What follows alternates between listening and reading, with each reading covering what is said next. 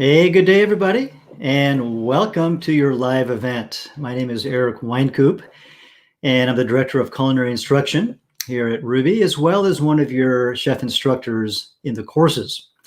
And today I'm holding my office hours. I want to welcome each of you to this open forum to ask questions, to engage in some conversation around food and cooking.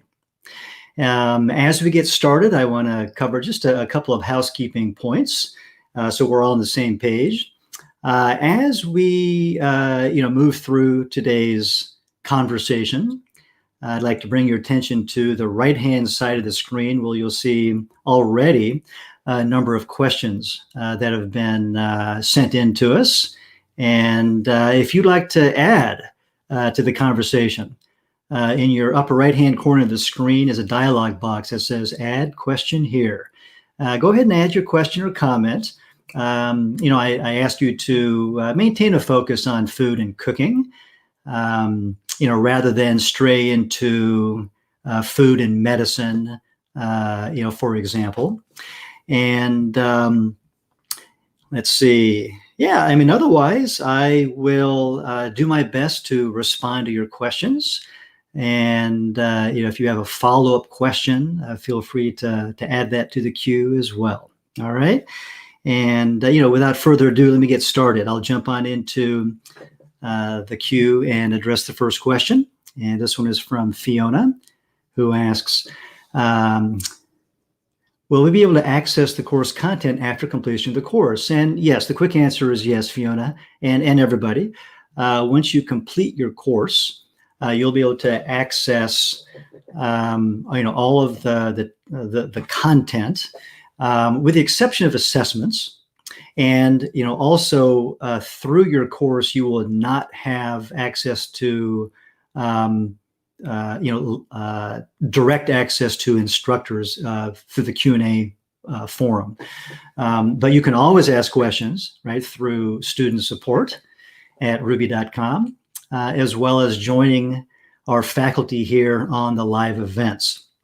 Okay, and moving right along, we've got looks like a couple of questions from Carol today. And the first one, I don't use miso too often, and notice that I have had some of in the fridge with a best by date of January 2019. Should I toss it? What are some of your favorite ways of using it? I want to keep it on hand, but I need to use it more often. Okay, yes. Best by dates. So let's generally address best by dates. So this is going to apply to most every food item in the world. Okay. Best by dates are really a guideline for the consumer. And I do say guideline. It's not a date that is etched into stone according to which your food will spoil the next day, for example. That just doesn't happen, right? The best by date is a suggested guideline for consuming your food at its peak of freshness, at least according to the manufacturer.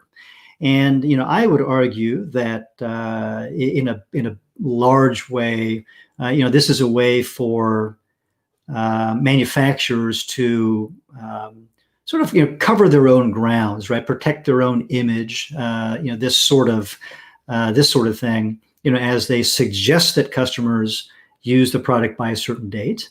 In some respects, there might be some accuracy there, but it's certainly not pinned to a particular date. I think the window is quite wide on most every food product. Okay, there's a with an asterisk by it, there's an exception, and that is baby food, which the government has stronger guidelines established, for manufacturers and for consumers. And even though the reality is still still consistent with baby food, and that is that for example, the day after the expiration or use by date, the food's not bad. Okay, the situation with baby food is that we don't want to take risks, with the young developing body, right, of of a population that otherwise must rely upon the adults in their environment to care for them. And as we know, not all adults make the most sensible decisions. So, we have a tougher guideline or a more stringent guideline to adhere to. But for everything else, right? Miso, boxed cereals, these sort of things, we can use these for some time longer, certainly without any concern. Now, spoilage is a different concern. Any food item, almost any food item, can spoil due to the introduction of bacteria or the mishandling of that product. And those two go hand in hand, really. And this is true of miso as well. So, miso is full of life. And one thing when we are handling miso, we need to be careful of is to always use clean utensils, right? So in other words, don't double dip, whether it's a spoon or a finger or something else, because we'll be introducing something in the way of a microorganism that shouldn't be there. And that's going to hasten the spoilage, okay? But otherwise, back to the core of Carol's question here. Can you use it? Probably so. I have certainly used miso that is probably even older than this example here. And miso will change color. It will darken around the edges as it oxidizes, as it's exposed to the air. Sometimes it'll dry out on the surface, so it's not quite as creamy and might even remain lumpy inside a soup, for example, in which case you just need to spend some time and break it down. But yeah, it's absolutely usable. Okay. Next part. Should I toss it? No. Use it. Next up, as far as Carol's question goes, what are some of your favorite ways of using it? I make soup every morning, and it's miso soup in some fashion or another. Sometimes it's a very traditional Japanese style miso soup that you might find in someone's home in Japan, or occasionally restaurant style, which is even simpler. But very often it's my style, which means I'm adding, whatever vegetables I have in the fridge that need to be utilized. This morning, for example, it was cauliflower stems, which we had left over for a couple, 3 days or so, along with some kombu and some scallions. I had a mixture of red and white miso and some tofu. And that sort of thing is breakfast every morning for us. And so that's the way that we enjoy miso most frequently. But otherwise, if you are, depending on what's in your diet, right? You can include miso as a flavoring in any, I shouldn't say any, but many sauces. I'll sometimes add it to tomato sauce to bring some heavier earthy notes, to add some complexity to the umami profile. It goes into braising liquids. It goes into other soups and stews, again, for its umami as well as its rich flavor. Miso comes in a lot of different styles. And so with that, you will see a range of sweetnesses as well as salty profiles, as well as the accompanying flavors. And so it's going to be up to you to select a miso or a combination of misos that will suit your palate or suit the desired outcome for the dish that you're preparing. Okay. And it looks like I've answered Carol's set of questions in her first question there. All right, I'll move right along. Next from Arti, how to minimize the ice crystals in ice creams. This is a no egg recipe while being frozen in the freezer at home. So this is without an ice cream maker, so without a churning ice cream maker. Okay, so let's talk a little bit about ice cream. What I am not sure of with this question is whether this is an all plant-based ice cream recipe or not, or if it's just an egg-free recipe. So let me address both of those scenarios. Okay. So basically, ice crystals in ice cream are caused from water content, okay? And there are a couple of ways to mitigate ice crystal formation. One is to stir the ice cream.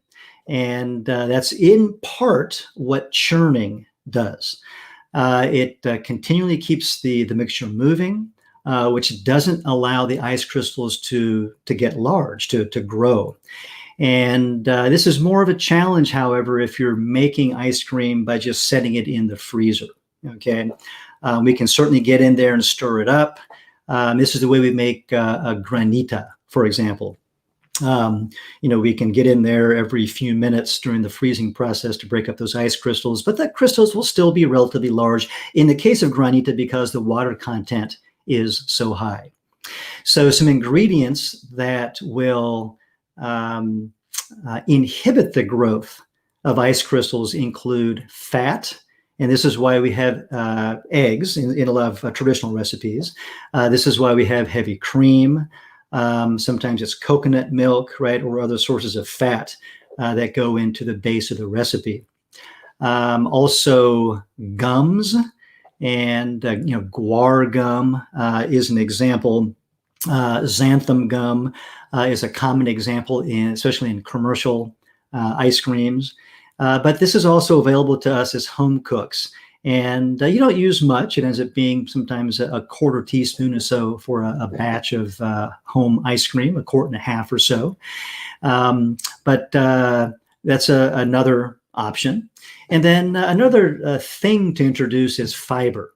And this is where we will sometimes see ice cream bases, plant-based ice cream bases that are made with bananas or avocados or sweet potatoes, for example, because it's that fiber that disrupts the growth of ice crystals. Okay, and then another ingredient is going to be sugar.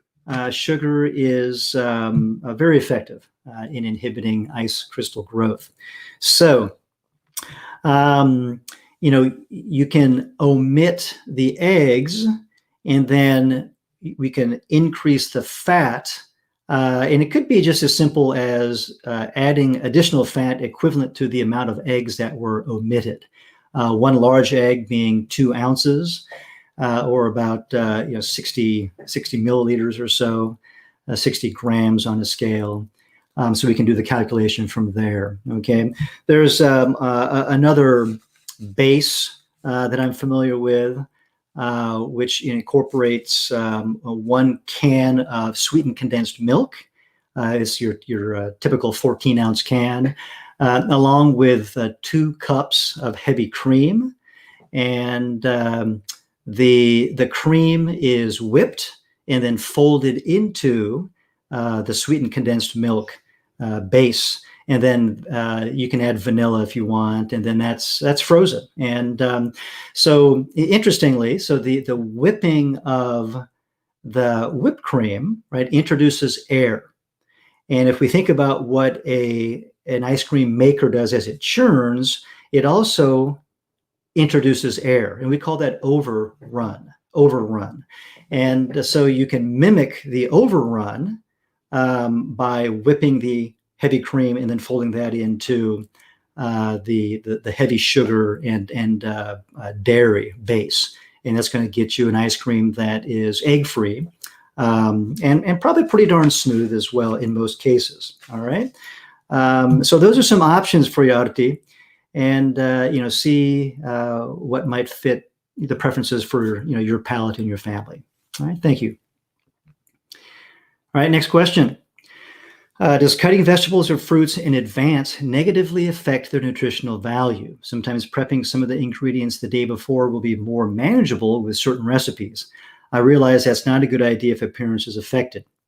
So the quick answer to the question here, does it affect nutritional value, would be probably so.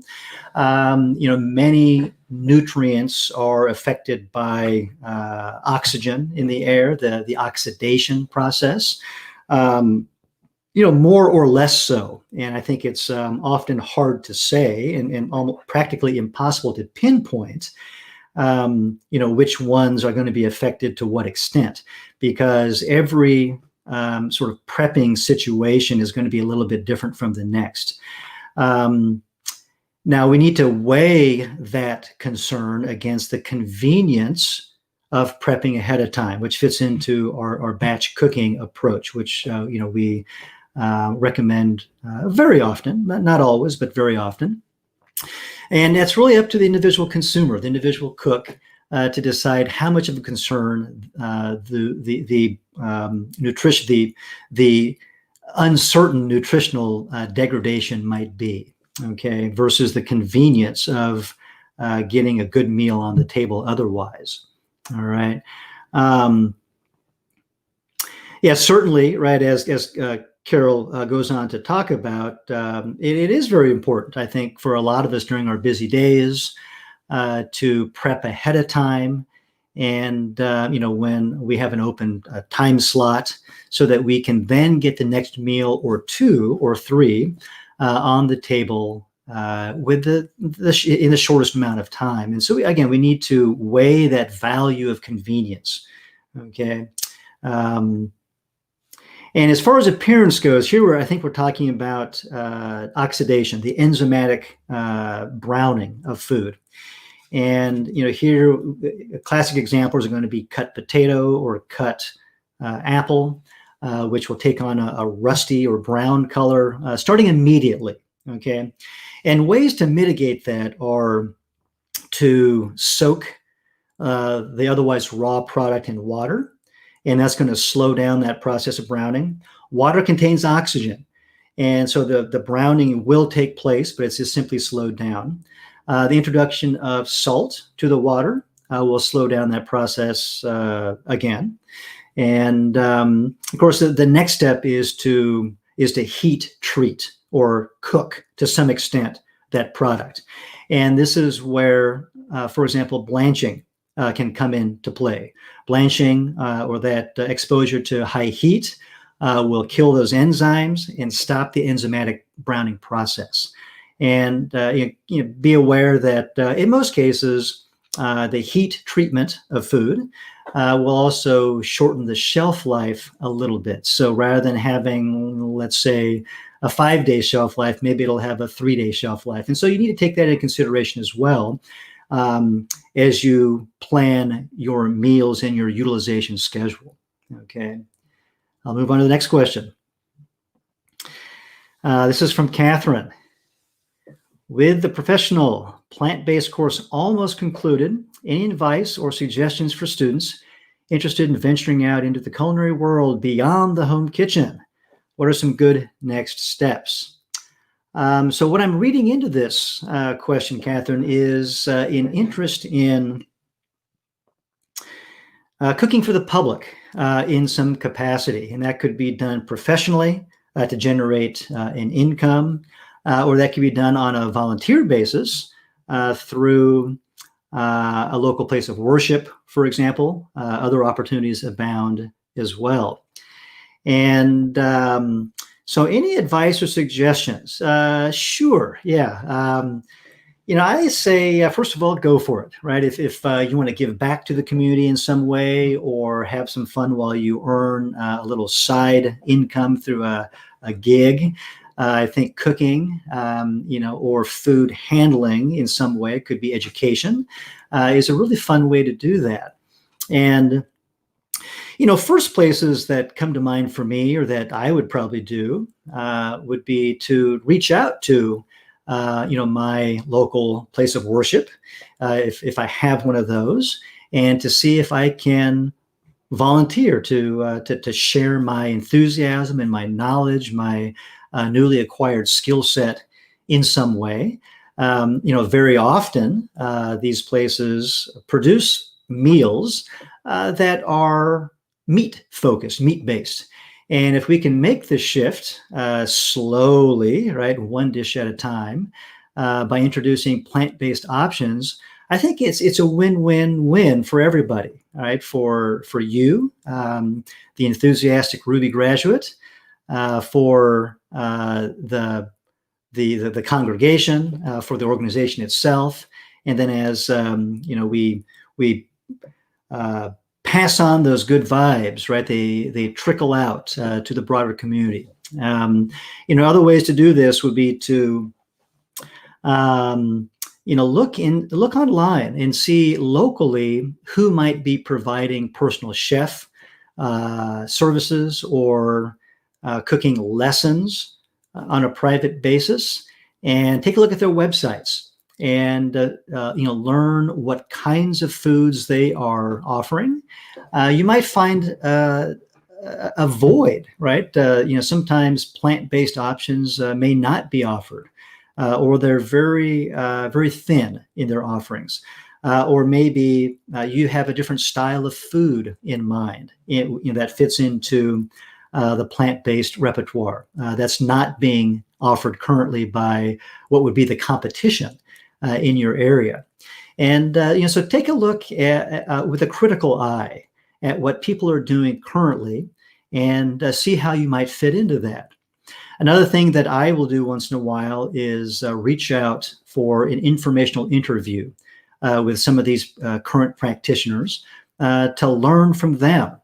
From a business aspect, from a culinary aspect, what were their challenges? What were their successes? What do they see for the future, right, of plant-based catering or education, what have you, in your locality. And then, you can start to recognize a path that emerges in front of you, and, see what sort of options there might be for you. All right. If you have a product in mind, a very nice way to test out a product is at a farmer's market, if you have that sort of an option.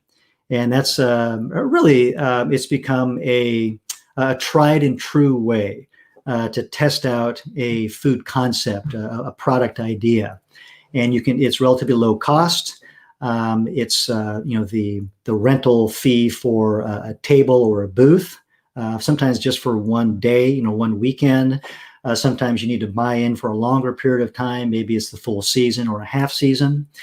And then you have face-to-face contact with your customers, or potential customers anyway. And then you can solicit feedback in different ways, whether it's through a written survey, again, just through conversation. Perhaps you can ask for email addresses, start developing a contact list. And then, but there needs to be usually some sort of a give and take, right? People are reluctant to give up that bit of personal privacy, i.e. their email address, unless they're receiving something, such as a free sample, maybe recipes, or some other advice that is relevant to their lives. And so, think about these different ways that you can, reach out into the community, again, depending on just what it is that you want to do around food. All right, thank you. Next up, I am considering purchasing a Vitamix. I use a food processor to make cashew cream, but it's still grainy. What specific Vitamix model, a simple one, not a high-tech one, would you recommend that creams nuts well, makes fruit paste, and makes great vegetable drinks? Aha. Okay. So, for the general audience out there, Vitamix is a popular blender company, a brand of blenders, along with Blend Tech, and there are probably others to consider. And Vitamix and Blend Tech are a couple of brands that you'll find in commercial or professional settings. So, regarding Vitamix, they have many different models, and I'm not able to provide a specific recommendation on a model. But generally speaking, I would say consider the model with the most powerful motor that you can afford. And that's going to give you more flexibility to handle things that are relatively easy to spin, like a smoothie, versus things that are going to be more challenging for the motor, such as a nut puree. And so the larger capacity in terms of motor power is going to be better. Okay. And then beyond that, take a look at the price points. There are consumer models that range often between $300 and $400. You get professional models that bump up into the $600 neighborhood, and then you have other commercial models, usually larger capacity, that get you up into $1,000 or more. And any of these can be fine, again, depending on just what your needs are, how much food you might need to make at a given time, and of course, what your budget is. Okay, but certainly Vitamix, along with Blendtec, are two sound choices within this area of high-speed blenders.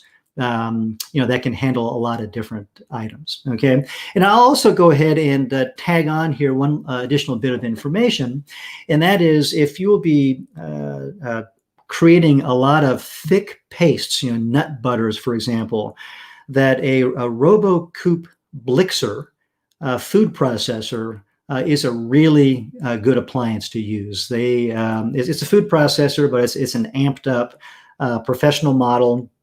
And the price tag is amped up as well. But again, if that's the sort of work that you'll be doing a lot of, right? These thick, heavy pastes that tend to tax the average blender or average food processor, then you might consider a jump up to that commercial product. All right, thank you. All right, next up from Tony. Any tips on the French omelet? My non-stick pan, a couple of years old, but still in good condition, but the eggs stick. Can I use more butter? Also, is an 8-inch pan good for 3 eggs or too small? Let's see. So can I use more butter? Absolutely. Yeah, I would say if one enjoys butter, a little bit more butter is going to be a good thing. It is going to add some non-stick quality to the pan as well as flavor. And an 8-inch pan for a 3 omelet egg is going to be okay. Now, part of this will depend upon just what sort of filling you may or may not add and how much you might add. Of course, a little bit goes a long way in that traditional French omelet sort of a format. As far as other tips go, if the pan is truly in good condition, then heating the pan just a little bit higher, right, will often help. You mentioned, butter or the addition of some additional fat. That's going to be another way to help that out. But I'll also say that look closely at your pan. In my experience, very often a pan that I've had around for a long time that I've been taking care of really develops a dense network of micro scratches. And, that's what causes, of course, the sticking. And, it might behoove you to replace the pan. And which leads me into the purchase of nonstick pans. And I'll spend just a second here talking about this. When you reach for a nonstick pan, first of all, if you're buying a set of pans, a cookware set for your home, I don't recommend buying a nonstick set. I recommend buying a conventional set, usually non-stick, usually stainless steel, with the addition of just a single non-stick pan, maybe 2 if a couple of sizes would really be helpful for you. And the reason is that a non-stick pan really inevitably over time will develop scratches, at which point it's no longer a non-stick pan. And so I consider a non-stick pan to be a disposable item. I know I'm going to replace it after some period of time. And where I go to look for a nonstick pan is my local restaurant supply store. And they're online, of course, as well as on ground.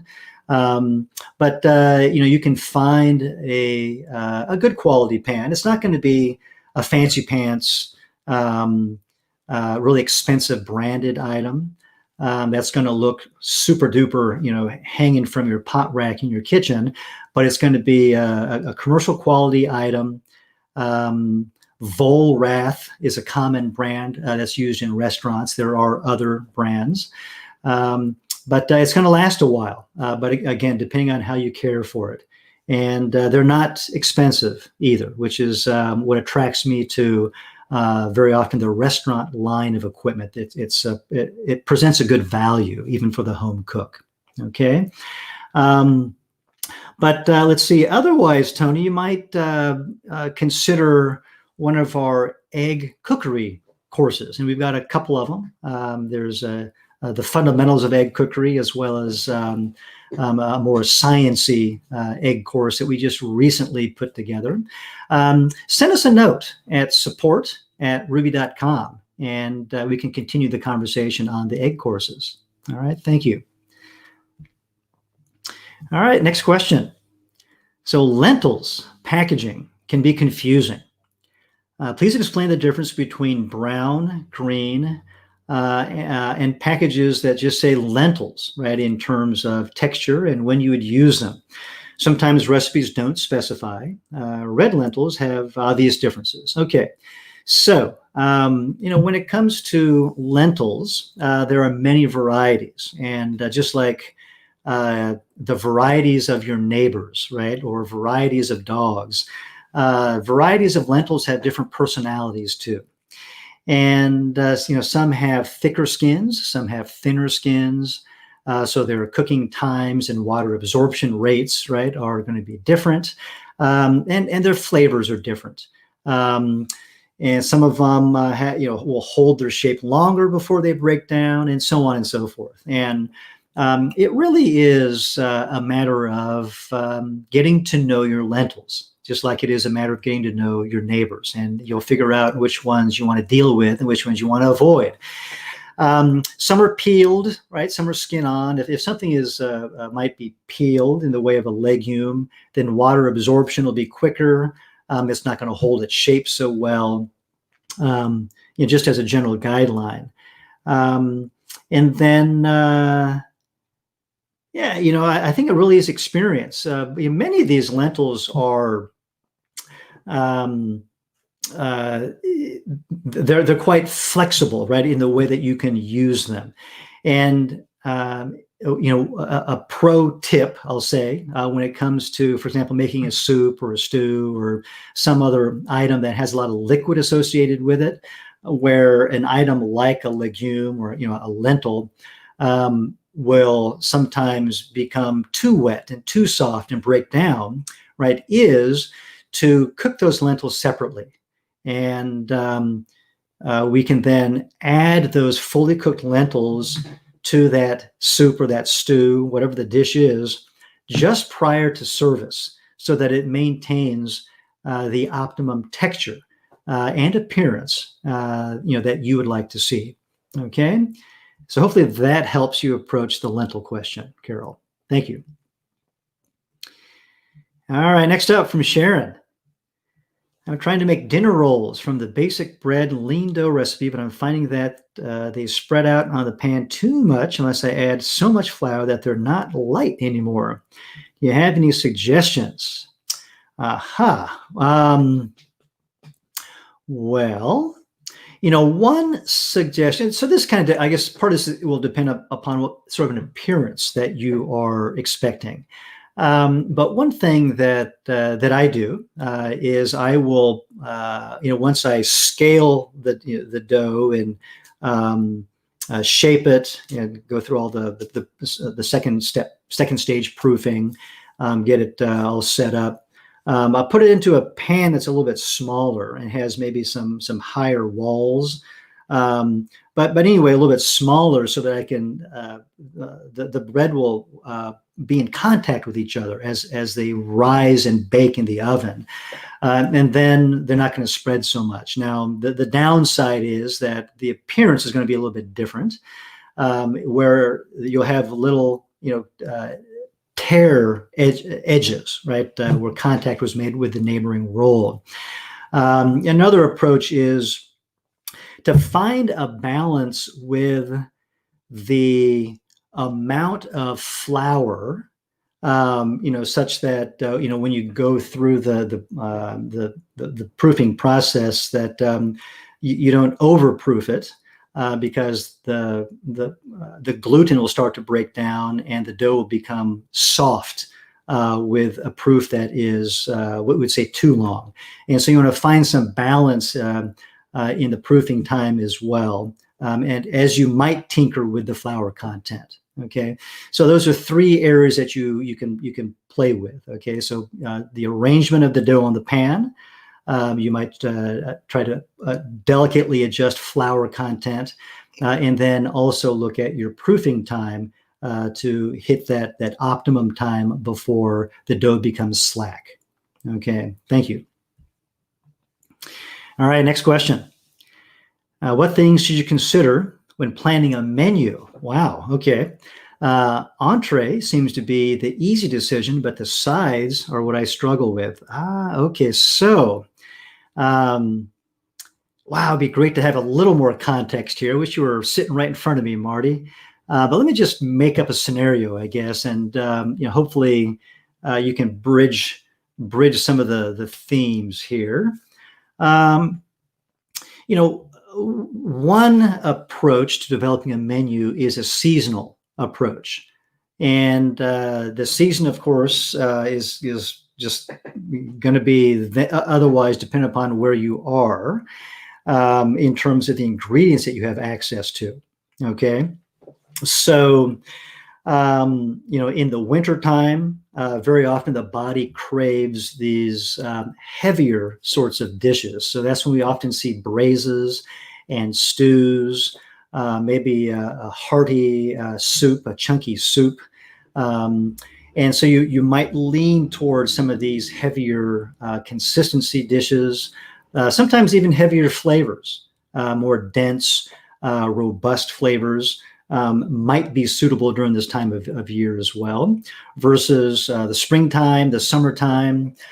This is when we see a different set of vegetables, maybe root vegetables, right, in the cooler months versus these above ground vegetables in the summertime.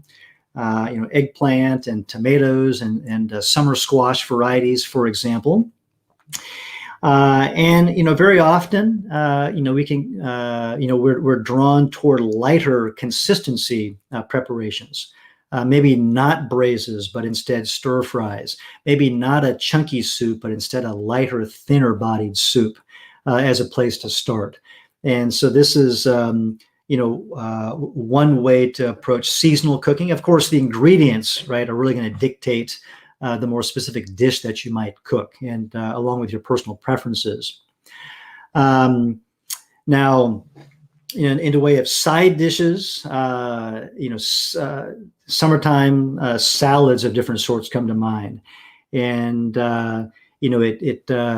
salads come in different styles or presentations. Of course, you can, if you have a spiralizer, you can make zoodles, right? Spiralized vegetables, and you might snip those into some shorter pieces. Otherwise, become this long single strand, which can be kind of sloppy to eat. But you can trim those into shorter pieces. Gently, bind that with a dressing of your choice, something light, while you emphasize the flavor of the vegetables and the fruits. I think is going to be ideal. You might introduce a style of salad which is much more, I'll say, rustic in terms of the large cuts. Maybe there are cucumbers that are cut into larger 2-inch pieces, maybe on angles, so there's some visual interest. Tomatoes can be cut into larger wedges, and these things can be set out on a platter. You might introduce some fresh mozzarella if that's your thing. It could be romaine lettuce wedges. Anything under the sun really can be a choice in the way of fresh vegetables. You can always introduce cooked vegetables as well if you still want to have maybe some blanched asparagus, right? Or you can certainly introduce root vegetables if you would like, or roasted or grilled vegetables. And those things, can be set out as is, right? I mean, very often tomatoes have just the perfect balance of acidity and sweetness that you really don't need to dress them with anything. And that's the way that I set out a platter for dinner just last night. You might combine that platter with our, what we consider vegetables, right? Like cucumbers and tomatoes. I mean, botanically they're fruits, but we think of them as vegetables. You can combine those with fruits like slices of apple and fresh berries. And again, they don't necessarily need to be dressed at all. Again, we're enjoying that delicate bounty of the warmer months at that point. Soups, right, as a side dish are, I think, very nice to prepare. They can be creamy in terms of introducing just a puree, right, to bring a smooth, creamy consistency to the body. Or you can introduce cream, right, or half and half. It could be a plant-based milk, like a cashew milk, to give it a creamy body. Or it can be a starchy vegetable like potatoes in our popular vichyssoise recipe that creates a very beautiful, silky smooth, creamy or I'll say cream based. It's not cream based, but it falls into a cream of soup category, right? And you can always add chunky items to the cream base, right? So if you have some sort of a cream base, could also be anything, but then you can add pieces of asparagus to that, or pieces of roasted butternut squash to create some very interesting complexity to the soup. Add spices, right, for some layers of flavor complexity, and palate satiation. Okay, thin soups, just in a broth sort of a form. This is, we can utilize the miso paste that we've had in the refrigerator from 2019 and make a nice thin broth that can be served in a mug, right, for a different sort of a format for service. Other side dishes. I mentioned grilled vegetables, roasted vegetables. These are always nice to have on the table. Grilling is often evocative of summertime, roasting maybe of the cooler months, but they can certainly go either way on the table. There are legume dishes that you could prepare, and these can be cold preparations like a bean salad. I envision a salsa that has the addition of beans in it. And it's on one hand can still be a salsa, right, to dress up some sort of a taco, or it could be a side salad, with any other preparations.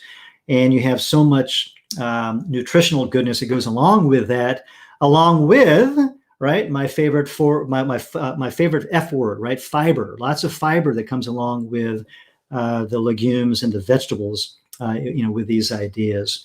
And so, any of these can be served hot or cold, right? Soups as well, legume dishes, salads, grilled vegetables can be served at room temperature as well. Push upon some of these broad categories, drill down to specific vegetable categories or fruit categories for some variation. And then also look at regional flavor profiles, which I didn't really touch upon yet, but I'll spend just a moment here talking about. Start to investigate, broadly speaking, regional flavor profiles and what sorts of ingredients we traditionally associate, right, with those cuisines. Whether it's, let's say, Mexican cuisine or Thai cuisine or Indian cuisine. And, even within those broad countries that I mentioned, there are more nuanced regional profiles of those cuisines.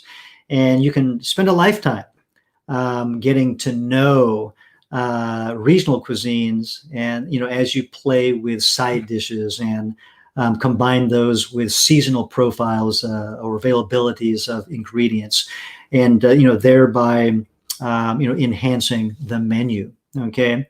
But again, Marty, if you were sitting right across the table from me, I think I would let you dictate this discussion, and we could talk about so many other things, I think. But I hope that gets you started. Thank you. All right, next up, what type of half sheet pans do you recommend for roasting or baking? There are nonstick, ceramic coated, aluminum, stainless steel, and I am looking for best value. What features are most important? Okay, so when I think about sheet pans, just as I do with any other cookware, I think about relative simplicity. So when it comes to sheet pans, I'm not a favor of nonstick sheet pans. I'm not really in favor of ceramic coated.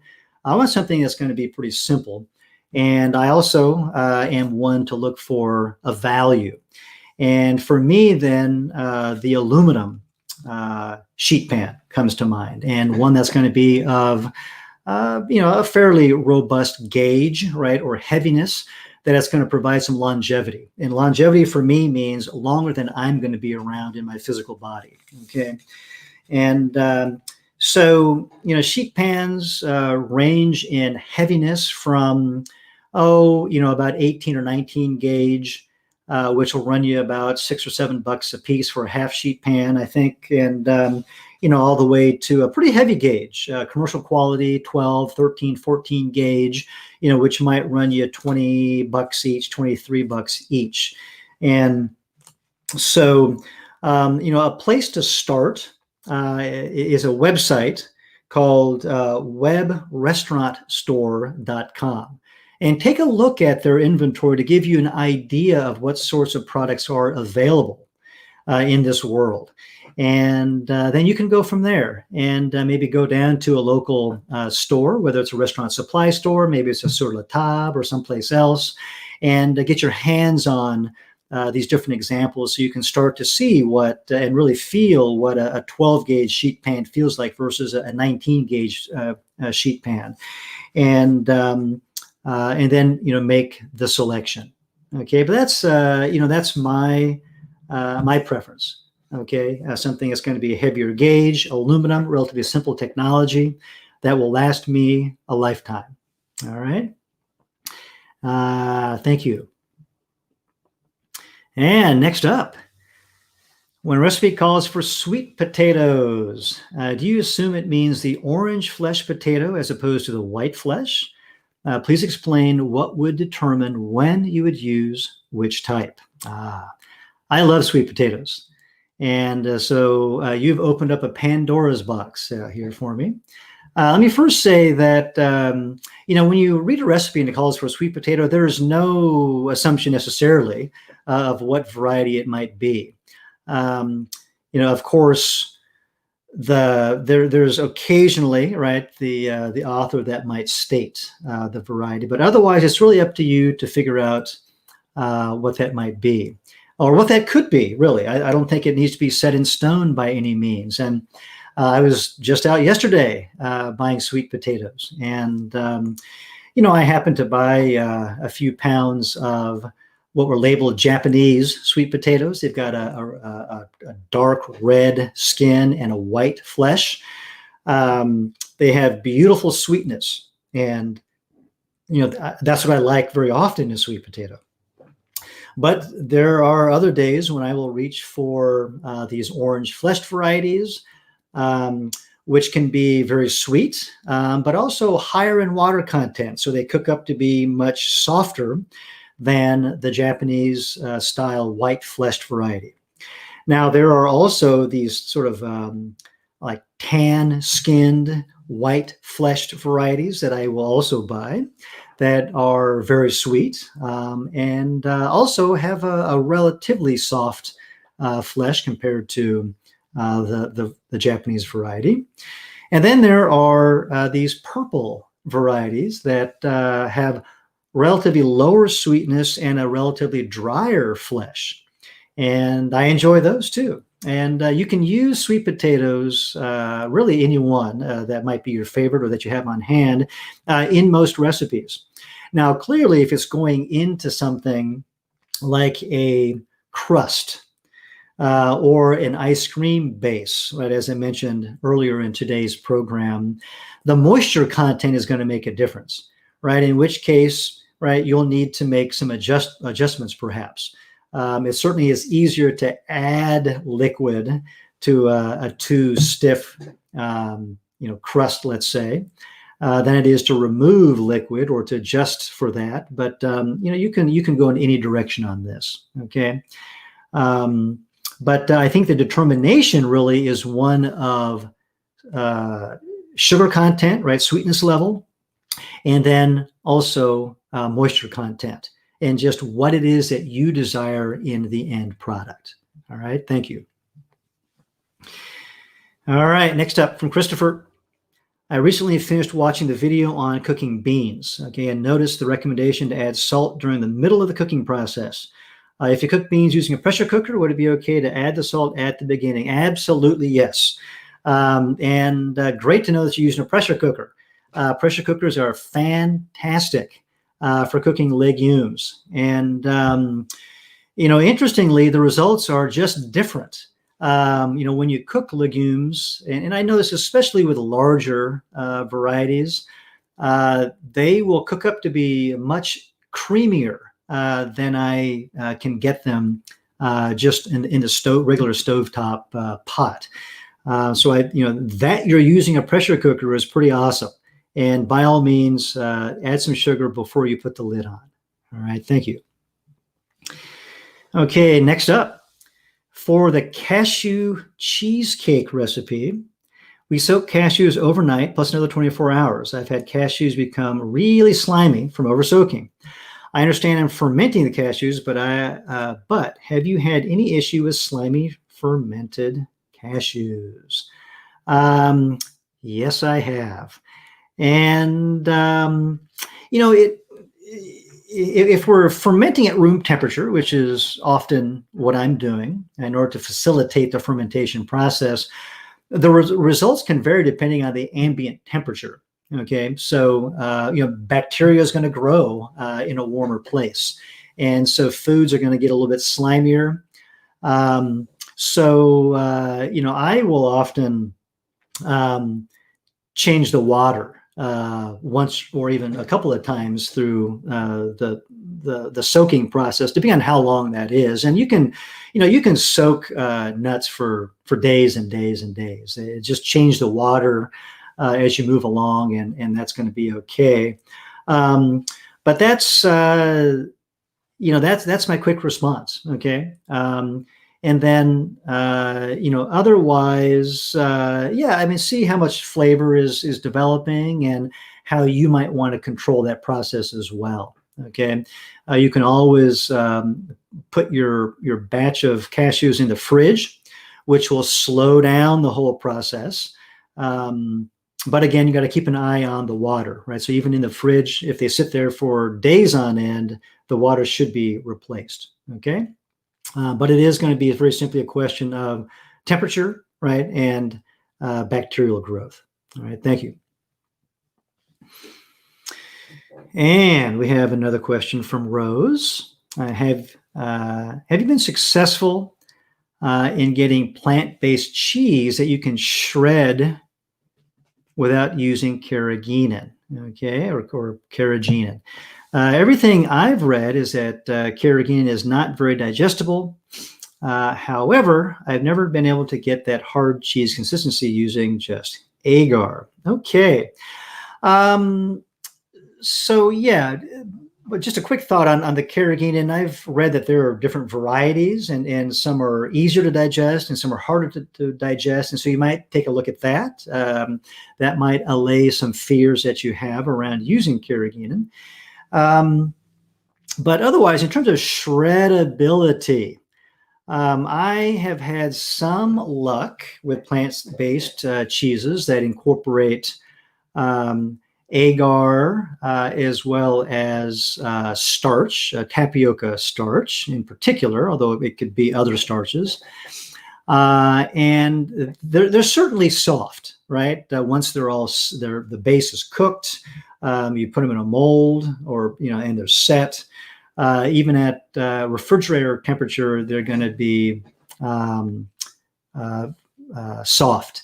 Now, one way to shred that is to put that in the freezer, and then put that up against your coarse grater, and then you can shred it, and then you'll want to use it before it gets to be too warm. Otherwise, it gets to be difficult to handle. Okay, but that's what I've done in order to get a harder consistency. Again, it's there's still some limitations, though, right, in terms of handling. Okay, not quite the same as a traditional dairy-based cheese that's been aged for a couple of years. Now, that kind of hardness I have not been able to achieve. All right, hopefully that's helpful for you. Thank you. All right, next up. I'm really enjoying this course and will be sad when it is done. Will you be adding another Forks Over Knives course so we can continue learning this wonderful way of cooking? In terms of some levels of progression through the plant-based world here at Rouxbe, if you're in the ultimate Forks Over Knives course, which is our long version of Forks Over Knives, you have a couple of versions. Then the next step is to look at our professional plant-based certification course, and I sometimes call it the Pro Plant course. And that one certainly has some overlap with Forks Over Knives, but it goes into much more depth and introduces many different areas of plant-based cooking. And I think that would be the next step for you. That's a pretty fun class. It's 6 months, fairly intensive. I would say it's going to keep you busy each week, and a lot of fun. I've found it to be very enjoyable for myself. As you delve into just so many different areas of plant-based cooking. And I think certainly it sets you up, right, for a lifetime of sort of curious cooking, right? I mean, the course itself, as any course does, will introduce you to these various areas, right, of cooking. And it's going to be up to you to continue your self-discovery. Your skill development and your knowledge acquisition through the dabbling in these different categories, and it can certainly keep you busy for a lifetime. I'm not kidding when I say that. So do check out our Pro Plant course. Thank you. What's the best way to preserve fresh herbs? Okay, is the next question. I don't know if there's a best way per se. I'm a fan of talking about some different approaches, and I'll let you determine what might be most appropriate for your setting. One is it depends on what it is as well, but you can just freeze them as is, and they're pretty easy to use. You'll want to use them immediately upon taking them out of the freezer, as in they go directly into the pot. They'll be, brown, not brown. They will look wet at that point after they thaw, because the water, as it expands during freezing, right, will rupture cell walls. When it thaws, then it looks like it's been cooked or blanched. And so in that way, you're not going to use it as you would a fresh herb for a garnish. But in terms of cooking, especially in a simmered dish, no problem. Sometimes we will puree those herbs, and then we can freeze them in small units. I suggest usually using an ice cube tray.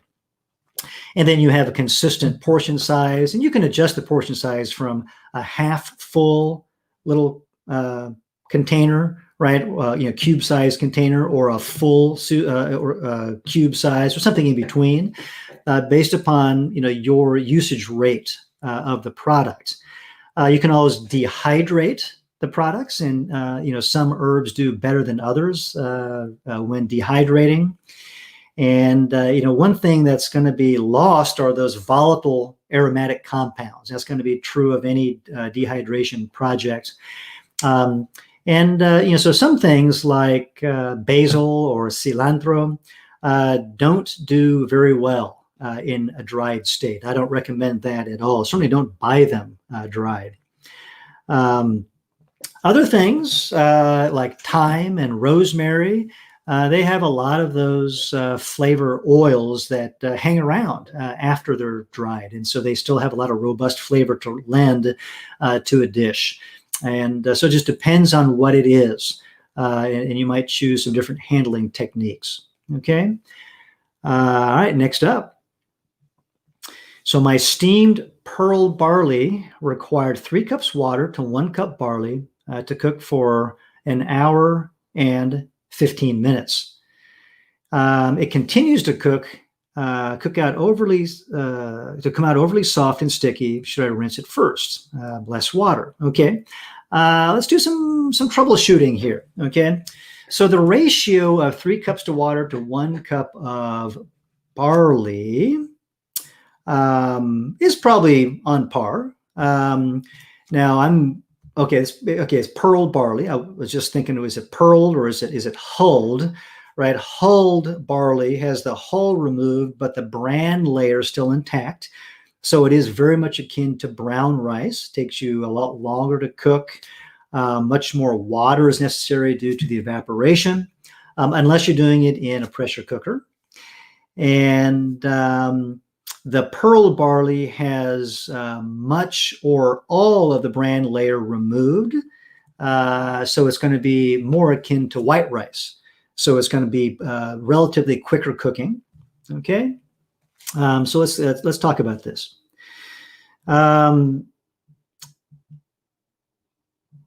So you say steamed as your cooking method. So I'm going to clarify this a little bit. You mentioned 3 cups of water, so I'm guessing it's going to be submerged, right? Your grains are in the water cooking.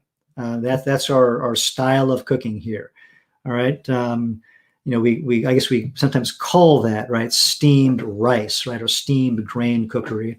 But I want to differentiate between true steaming, right, in a perforated vessel with water underneath. All right, so this is going to be barley in the water submerged. Okay, so in this case, certainly rinsing will help. If you can remove any excess starches on the outer surface, that will reduce gumminess or stickiness once the grain is cooked up. And this is going to be true of any grain.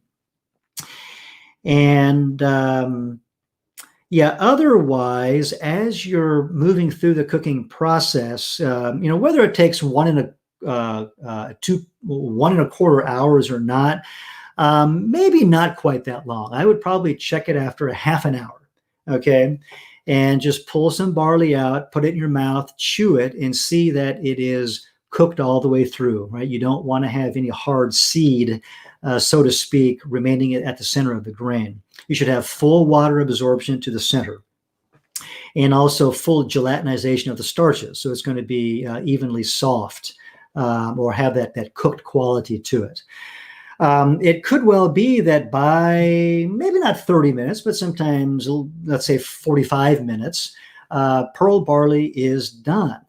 If it is, and you still have water in the pot, then you just strain that excess water out.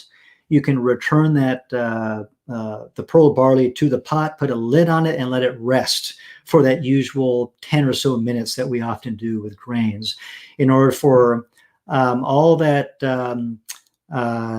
remaining steam, that remaining moisture to soak in as it condenses and to be drawn into the center of the grain for the softest result. Okay. But I'm thinking that an hour and 15 minutes is probably overcooking the grain, and you have that outer layer, that outer surface starting to break down, which results in that stickiness. Okay. So certainly try rinsing. But I think the bigger factor is going to be to reduce your cooking time to something closer to maybe 45 minutes or so of simmering, right? Once the pot comes up to a simmer. All right, so give that a try, and you should definitely find a solution in there. Thank you. All right, next up from Carol. Is parchment paper always the best way to line a baking sheet, regardless of what is being baked? Do you ever use foil to line a pan? Also, is non-stick cooking spray used in whole food plant-based cooking? I noticed one of the videos mentioned its use. All right, so multiple questions here. The first one is parchment paper the best way to line a baking sheet? Not necessarily. I think it's one option. And sometimes I use parchment paper. Very often I use the silicone baking mats or baking sheets, and we certainly have a big roll of foil on hand as well. And I would use foil when there's a risk of something leaking or bubbling over, and to mitigate that. The cleanup process afterwards, I'm apt to use foil and maybe just tuck up the edges, fold up the edges a little bit to kind of contain anything that might possibly spill over. And then, otherwise, between parchment paper and silicone baking mats, note that silicone gets hot. So it can brown the bottom of foods quite a bit. And so if you're baking cookies, right, or other things, just be aware of that. All right. You can also control some of that in the oven based upon where you place the oven rack. If we're in the baking mode, then we're getting bottom heat, right? Our heat source is on the bottom. We call that bottom heat. And so if you position your baking rack low, so such that you're close to that bottom heating source, you're going to get more color on the bottom. If you want less color on the bottom, move your oven rack up away from that heat source. Okay. And so that's another way to control some of the browning, if that's, one of the things that we have in mind here. Okay. But otherwise, I use all three. So there's sometimes a reason, and sometimes there's not a specific reason. Your preference. All right, next up, in the Mediterranean burgers recipe, it says a quarter dried rolled oats ground into meal. Do you always measure an ingredient in its smallest form, no matter how the recipe is written? Also, is ground into meal larger granules than oat flour? Okay, so let's start with your second question first. Meal, by definition, is a little more coarse than a flour. Okay, so whether it's cornmeal or oatmeal or something else. Now, the coarseness of meal itself varies. There's finer meals and medium and coarse ground meals. So that's going to be up to you to figure that out. And sometimes you have control if you're grinding it yourself. Sometimes you go to the store and you're faced with packages that say fine meal, medium meal, and coarse meal. So you need to, again, just through experience, right, trial and error, figure out what might be best. The first part of your question, do you always measure an ingredient in its smallest form? Not necessarily. Again, I think if the author is going to be really just crystal clear, then it would be specified. But otherwise, it could potentially go either way.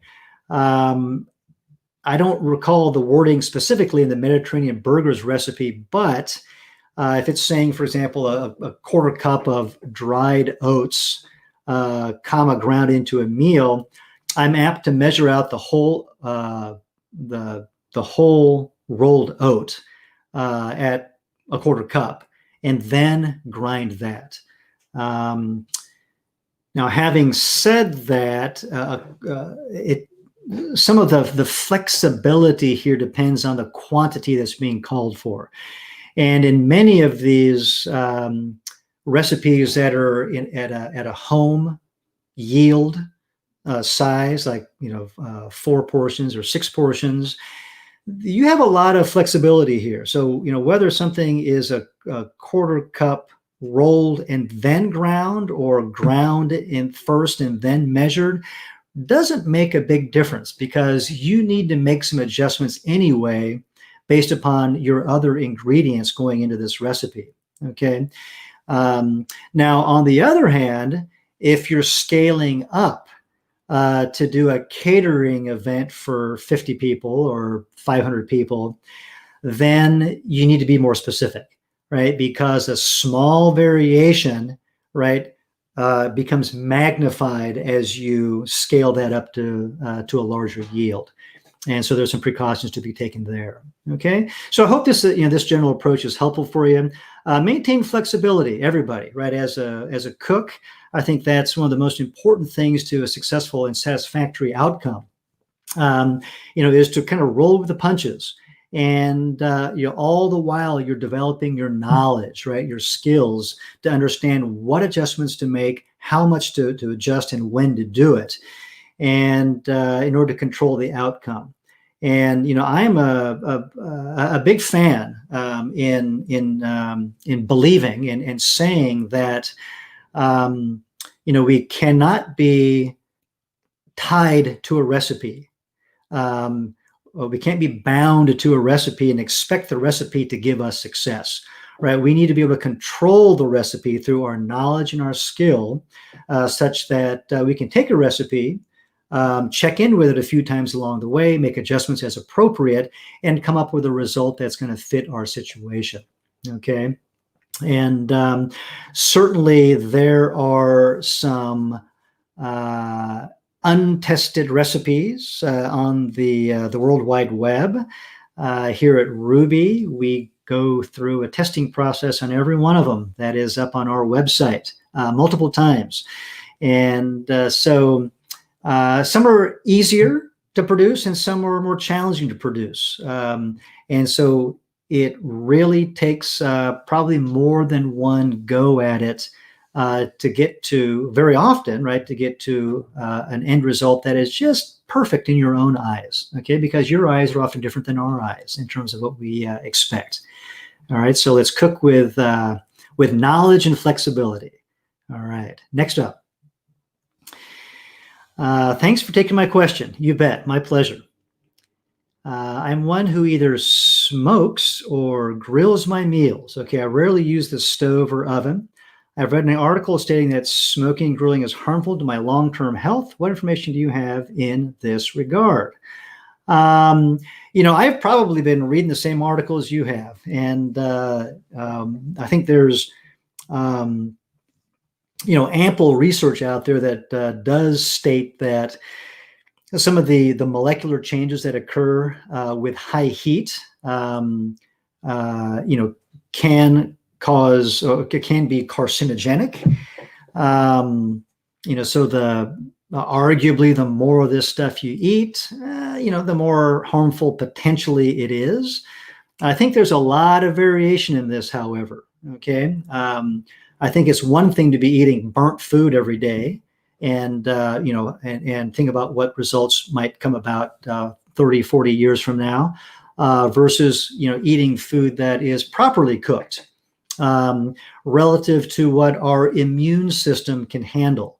And I think people have been eating in these same ways in terms of cooking methods for a long time. And many of us live to be 100 years old with these same cooking methods. And so a lot of it depends on the individual, and again, how robust we maintain our health and our immunity otherwise. But certainly if you want to hedge your bet, and take into consideration some of this research literature that's out there, you might consider cutting back on smoking and grilling, but that's totally up to you. I enjoy grilling and smoking, but not on a daily basis. But when I do it, I'm certainly not concerned with my health. I'm looking at the enjoyment of the food at that point. So yeah, this is, I think, a complicated question and a nuanced question. and one that is also mitigated by individual circumstances. Okay, so research discussions out there, may or may not apply to you, and certainly, it's nuanced. All right. I'm sure that didn't help you make up your mind, but hopefully it makes you feel better. All right. Thank you. All right. Here's Carol again. Next question. I have seen freeze-dried herbs in the store, although I realize that using fresh herbs is best. But when I'm choosing between freeze-dried or just dried herbs, freeze-dried look greener, fresher. Is there a big difference in nutrition and flavor? So is there a difference in nutrition and flavor? Probably. I'm not so concerned about nutrition. Let me sort of talk to that part of your question. And this is, of course, for everybody, because I get this question weekly from our students. Eat fresh, the freshest foods you can. Eat a variety of foods, and then cut back on those troublesome categories of foods or foodstuffs like processed foods and refined oils. Eat with balance in mind. And I think we're going to get the most nutrition that we can, right, from the foods that we elect to eat. And with that in mind, I don't think we need to worry so much about the nutrition of our food. I say this because, we can look at these different nutrition, nutrient charts, but there is so much variation in the results that are on our plate at each and every mealtime. And it differs from every household and throughout the seasons that the guidelines that we see on the internet on some table are really just rough guidelines. They're not specific to any meal or any food that we eat. But if we're overall doing our best to capture the best quality food that's balanced, that is most wholesome for us, that's the best we can do. And there is no need to worry about nutritional quality of one category of food, dried versus, freeze-dried, for example. Now, in terms of flavor, I think, that's probably one that we have a lot more control over, right? And this is what brings us to cooking and brings us back to a certain ingredient or back to a certain cooking method, back to a certain dish. It's the flavor enjoyment that we live each day. And, this is where it's all up to you to try these products, because my palate is different than yours. And so I think there's a lot of value in going to the store and buying a fresh variety, a dried variety, and a freeze-dried variety of a given food item, and then just try them all three side by side. Okay, I do this all the time. I certainly am familiar with a lot of ingredients, but there are a lot of ingredients that I haven't tried in a certain way. And sometimes I'm prompted to do this by each of you, by the questions that you ask me. I want to know, I'm curious. I want to know how these herbs stack up against each other. In fact, I might just do this comparison. So thank you, Kara, for introducing this to me. But that's my suggestion for everybody, is just to try it out. And, as I have said to my students for many, many years, when in doubt, put it in your mouth and just see what it tastes like. See how you enjoy it. All right. Next up, the Rouxbe Chana Masala recipe starts with sauteing onions in oil for about 30 minutes to cook them down very well so that they become golden and later virtually disintegrate into the sauce. How can this best be accomplished using no oil? I think the way to do that is to gently sweat the product. And I guess no oil saute, right, is probably the more specific response to your question here, which takes a lot more hands-on sort of engagement. okay, so that we don't burn the product, but it requires adding some moisture as the product is softened and some color develops. And before it goes too far and starts to burn, we add some more liquid. We let that reduce to soften the product, to develop some more color. And keep it stirring, all right? Keep it stirred in the pot. And just spend some more time with it to get it to where you want it to be, okay? So that's one of the trade-offs, right? We can, we take these, old world preparations or these traditional methods, and we want to tweak them for, some sort of a modified cooking approach. No salt, no oil, no animal products, etc. And it requires, some different handling techniques. And sometimes it becomes more labor intensive. Sometimes it requires the acceptance of different textures in the end product. And so this is one of those times where, we just need to spend a little bit more time with it. Now, another way to shorten that process is to cut those onions as small as you can, okay? Because more surface area is going to result in those onions becoming softer faster, okay?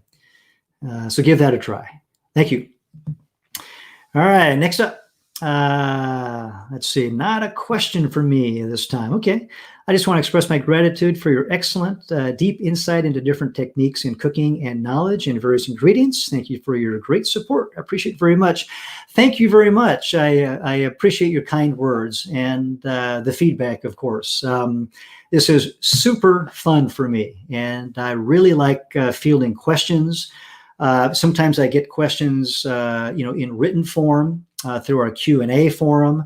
Sometimes it's through our student support at Rouxbe.com, and sometimes it's through our live events. And regardless of the avenue, I always appreciate the opportunity to help you along.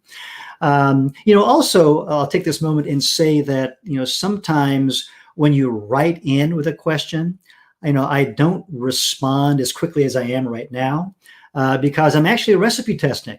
I'm actually out grocery shopping and trying to find products and letting the dough rise or something else, letting the cashews ferment in order to refresh my own memory around the details of that particular process so I can give you the best response. So I want you to know that so that, you know that I'm not neglecting your questions if it takes me a few days to get back to you. All right. Thank you very much. Next up, will this course prepare me for a job in a vegan restaurant? This is a great question. So, certainly let me address the Pro Plant course, right, which is our long course and is certainly designed to prepare people for professional work, right? If not very serious enjoyment of food at home. But yeah, I think the content areas are varied enough that with knowledge and skill development in each of those areas, you're definitely prepared to take on a job in a professional setting. Now, I will also say that in terms of your own preparedness, it's all up to you, right? Which means that ideally you would go through these sections, these units, these lessons multiple times, and practice all of the suggested recipes, and come back and review those areas that are your weak areas, so that you can further develop your confidence around that particular food handling technique. And then by all means, right, you can with greater confidence knock on the back door of a restaurant and ask for a job. Now, keep in mind, right, also that in most settings, right, you're going to be moving your way up from an entry-level position. And you're going to be also learning the way that restaurant, that chef, that owner does things. And it may be different, right, from the way that Rouxbe does things. But always know that having the knowledge of more ways to do something, i.e. having more tools in your toolbox, is always a good thing. But do keep an open mind, right, to that possibility. Excuse me.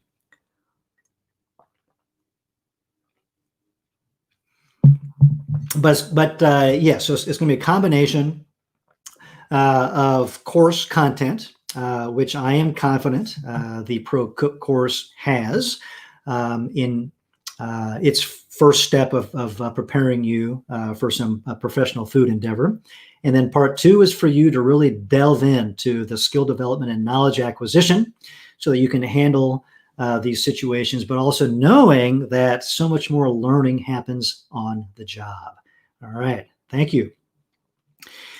Next up, I usually saute without oil. I'm using an 8-inch stainless steel pan, but I need an 11 to 12-inch pan. I'm considering a black steel pan. Do you recommend a stainless or black steel? And can you recommend a specific 11 to 12-inch pan? Okay, so we've got a couple of questions here.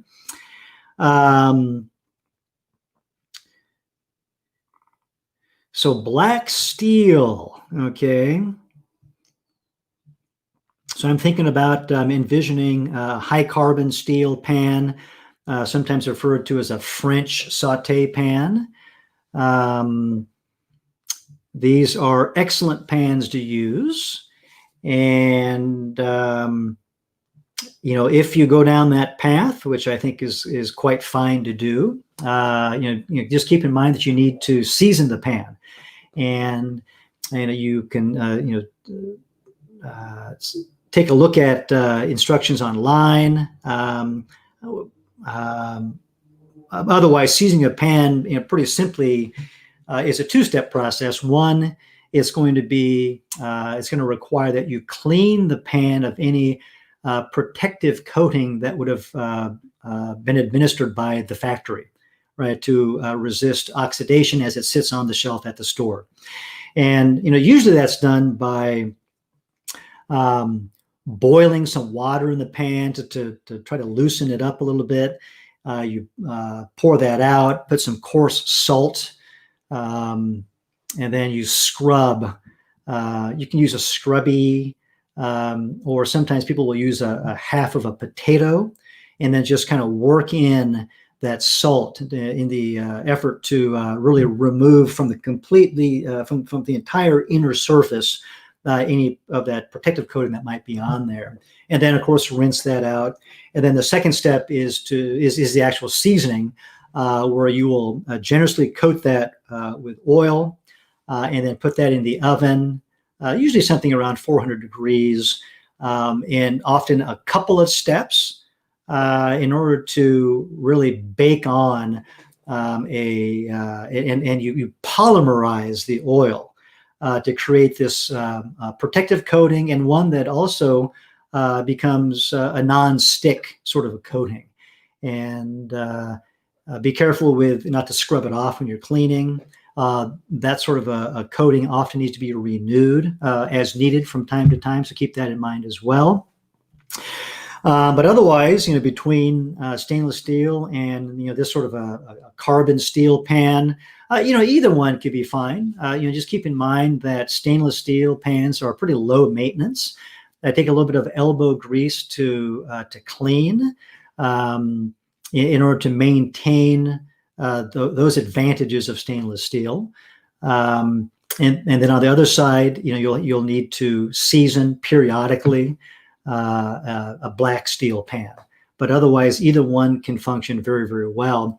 I don't necessarily have any strong recommendations for you when you're considering an 11 or 12-inch pan. In the restaurant scene, one brand comes to mind. That's called Matfer, Matfer. It's just one of a number of brands that pros use, but one that comes to mind for me. All right, thank you. All right, next up, could you make some suggestions for using an easy foamer, a creamer foamer in plant-based cooking. What to try and what to avoid, recipe tips. Let's see, the foamers, yeah, I mean, they can be used for both hot preparations as well as cold. They can be used for cocktails. They can be used, of course, for garnishes, whether it's a sweet foam or a savory foam. You can kind of produce what might be otherwise a soup, but in a foam suspension. So you add kind of a fun twist to that course in the meal.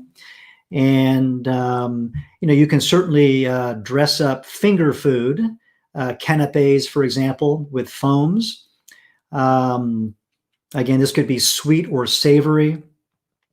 And otherwise, in terms of details on using the EC whipper, I would direct you to one of the online molecular gastronomy sites, or some sort of information around molecular gastronomy, where you find these foamers and whippers used most frequently. And there you're going to find some examples of cocktails, of soups, of garnishes, both on the sweet side and the savory side, hot and cold preparations, with some formulas to use. Okay, but it's fun. It's an additional thing. We've got an EC whip here at home. I only use it, it seems like, a couple of times a year. Just when I get kind of crazy and want to do something out of the ordinary. Yeah, maybe you'll find a use for it more frequently. But do take a look at some molecular gastronomy information. All right, thank you. All right, next up, in a whole food plant-based diet, we are supposed to almost eliminate the amount of salt we use, correct? How much is too much? Do you assume that an FOK recipe has an okay amount? Also, can you explain when you use different types of salt and why? Aha, so this is a great set of questions here, Carol. The first one, a whole food plant-based diet does not dictate salt use at all. So in other words, you can have a salt lick at the table, or you can eliminate salt entirely from your diet. Whole food plant-based diet doesn't dictate that at all. It only includes plant-based ingredients, and ideally they're going to be as close to the source as possible, maximizing their wholeness, okay, versus something that's going to be certainly refined and then processed as well on that spectrum. How much salt is too much? Just entirely an individual decision, right? There are certainly guidelines, health guidelines on maximum sodium consumption, and it's I think certainly a good idea to come in under those guidelines, and probably even a lot under those guidelines for a lot of us, because we would benefit simply from lowering sodium on our diet, but that is an individual decision, okay. And one that might be informed by your physician, otherwise just based upon how you feel. All right. And when I say the way you feel, I really do mean listen to your body, right? You should be the most knowledgeable person about your body, right? Not your physician, not your dietitian, but you. And then we use those, those professionals to inform us in other more specific ways. But otherwise, slow down, engage with ourselves first to know what we should eat and how much we should eat, when we should eat. Those very basic questions that affect us on a very profound way. Do I assume FOK recipes have an okay amount? Again, as a starting point, I think the recipes have a reasonable amount, but that's reasonable for me, right? Depending on your particular situation or your particular preference, right, you might want to increase or decrease the salt accordingly.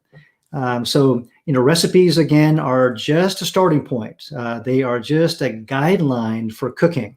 And we must be open to tasting our food to adjust for flavor development and seasoning along the way with everything that we make, okay? And then the last part of the question, how about these different types of salt? When do we use them and why? So my first response to this is use whatever salt you want, okay, in terms of general cookery. And then we have other filters that come into play, such as availability, such as price point, and maybe the size of the crystal, based upon how quickly we want it to dissolve, for example. And some of them taste different as well, right? A lot of them do, actually, based upon mineral content, largely. And a lot of that is created, right? So in other words, when salts are made, processed, right? A lot of times there are minerals added to them to create a look, a color, as well as a flavor profile that matches a brand name that's been created around this given salt from this particular place.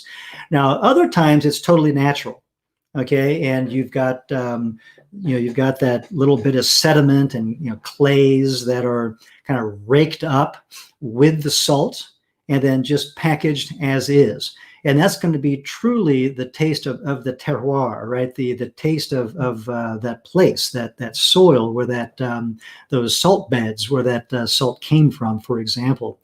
And so it might be up to you to figure out what's important, whether you want something that's totally natural, something that has a little extra, human hands in the processing of that salt, and then figure out what sort of flavors that you like. Crystal size makes a difference. The smaller the crystal, the more the surface area, the quicker it dissolves, the saltier it's perceived on the palate. So you have some control there.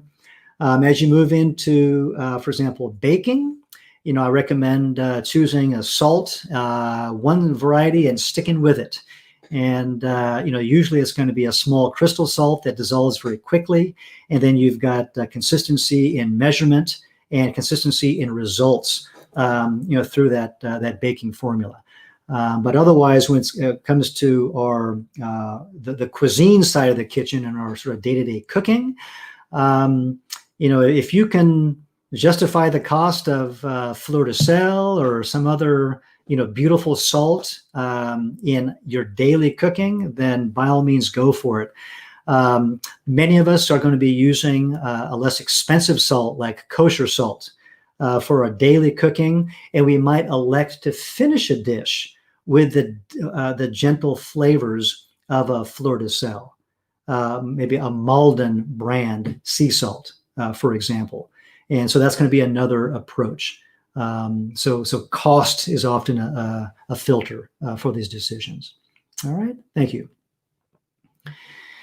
All right, next up, is it okay to boil water in the kettle rather than on the stove to save time? Yeah, you bet. I think that's quite fine. We employ both techniques. We've always got a kettle of water available to us. Just for drinking, first of all, we're trying to drink cold water, but it also doubles as a shortcut for cooking needs as well. So yeah, absolutely do what's going to be most convenient for you in your setting. And next up from Sharon, my aluminum sheet pans cause my lean dinner rolls to bake unevenly. What's the best material to bake sourdough dinner rolls on? Wow. I don't know. I'm not sure exactly what it is that you're experiencing here, Sharon, in terms of the unevenness. If it's going to be unevenness in height, I would consider, as I mentioned earlier in the show, just to bunch the dough together so they can kind of prop each other up as they're and push the rise upward rather than encouraging spread to the sides while they're in the oven. You can always try, again, depending on how you expect the finished product to look, you can always try cooking them, baking dinner rolls, in a cake pan. So you got those edges to kind of hold everything together. So the rise is going to be going up and rather than spread out to the sides. So give that a try. Now, if you are baking a quantity such that a sheet pan is necessary, you can buy risers that fit into sheet pans. Basically just a frame, right? That's going to be a couple inches high. And it's used to bake cakes, a sheet cake in a sheet pan. And you can certainly use that for other applications such as dinner rolls. All right. Thank you. All right. Next up. Is there anything I should not use a carbon steel pan for? Wow.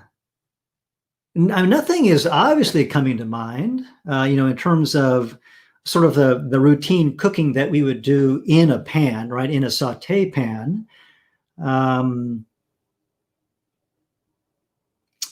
Yeah. I mean, my experience, in restaurants with these, French saute pans, these steel pans, is any saute work, was done in them. So nothing's coming to mind. If you come across something, please let me know. I'm curious. Thank you. All right, Sunny. As we start out here, I want to say thank you for all of your comments on recipes. I've been enjoying reading those and your experiences in the kitchen. You've been doing a lot of cooking lately. Thank you. So in the Pro Cook course, the salad vinaigrette unit, Ruby recommends refrigerating all nut seed oils. Isn't olive oil technically a seed oil? And if so, does it need to be refrigerated? So let's talk about this. This is another one of those nuanced questions, and I love these sort of questions. It's all about the rate of spoilage, right? You talk about rancidity or the oxidation, right, of these oils. And so when we have a less refined oil, right, like these nicer olive oils and these nut and seed oils, we have more stuff, right, in the oil that can spoil. And so that's what's happening, okay, versus a refined oil, which can sit around for really a long time without, much change at all. But back to the core of your questions here. Certainly olive oil falls into the same category as avocado oil or hazelnut oil or some of these other oils that might be less refined. And, if you're using these oils at a rate fast enough that you don't experience this spoilage, then that's fine. Store them where you store them. But very often, we use these specialty oils in such a small quantity that the container ends up sitting around for a long time. And in that case, it is a good idea to store these oils in a cooler place. And so a cooler place could be in your fridge, or it could be just in a cool storage pantry area, right? That's going to be up to you. So temperature, right, certainly makes a difference, right? Because that's going to hasten or inhibit that oxidation, that spoilage. So temperature in the storage place coupled with your usage rate, all right? Arguably, if you were to store a nut oil in the refrigerator long enough, it would probably turn the corner and not be so good at some point, okay? So it's going to be up to you, but those are the factors that you want to consider: temperature and usage rate, all right? Note with olive oil that if you store it in the refrigerator, it will start to partially solidify or get cloudy and kind of look like it gels up on you. It just needs to warm up, and then it's fine. Okay. Next up, when cooking, should I first add hot water to a pot of ingredients, such as rice or noodles, instead of adding cold water and waiting for it to heat up in the pot? That's really up to you. The idea of using hot water in a pot is that very often we're pulling out some of the flavor from the pipes, the plastic pipes. A lot of, especially newer houses in the last, 15, 20 years have used PEX, flexible, tubing for plumbing. And sometimes there's a little bit of flavor that's pulled off of that. Sometimes you pick that up off of copper pipes or, just other metals. So in order to eliminate that from our cooking, we recommend cold water and then just heating that up on the stovetop. But ultimately, it's going to be your call. Okay? Thank you. All right. So next question.